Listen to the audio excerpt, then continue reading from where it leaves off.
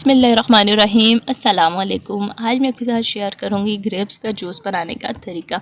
बहुत ही आसान, बहुत ही मज़े का और बहुत ही हेल्दी ये ड्रिंक बन के तैयार होता है। बहुत ही आसान और बहुत ही मज़ेदार से ड्रिंक बन के तैयार होता है। तो वीडियो को आप पूरा देखिएगा। तो चलिए शुरू करते हैं। यहाँ पे सबसे पहले मैंने आधा किलो ग्रेप्स ले लिए, जिनको अच्छे तरीके से साफ़ करके उसको धो के 3 से 4 पानियों में धो लिया, ताकि इसकी जो जितनी भी डस्ट वगैरह ना वो ख़त्म हो जाए।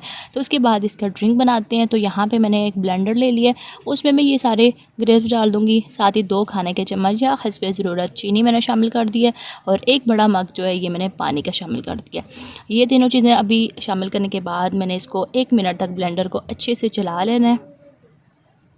तो 1 मिनट ब्लेंडर चलने के बाद मैंने बंद कर देना है उसको, और उसके बाद इसमें मैं काला नमक आधा चाय का चम्मच शामिल कर दूँगी। काले नमक से बहुत अच्छा इस जूस का टेस्ट आता है। काला नमक शामिल करने के बाद मज़ीद 1 मिनट तक मैंने ब्लेंडर को चला लेना है। अच्छा, यहाँ पे मैंने बर्फ़ शामिल नहीं की। आपने अगर नॉर्मल पानी डाला होगा ना इसमें, तो इसमें इस स्टेज पे बर्फ़ डालिएगा, लेकिन मैंने ठंडा पानी लिया तो इसलिए मैं इस स्टेज पे बर्फ़ नहीं शामिल कर रही। तो 1 मिनट मज़ीद चलाने के बाद यहाँ पे एक बाउल में मैंने रख दिया छलनी, और इसमें मैं शामिल कर दूँगी ये जूस।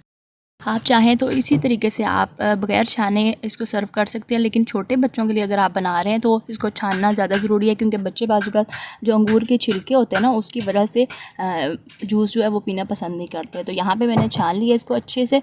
तो ये अब इसको मैंने ज़ाया कर देना, इसके जितने भी छिलके थे, और बाकी जूस को यहाँ पर मैं सर्विंग ग्लासेस में निकाल लूँगी।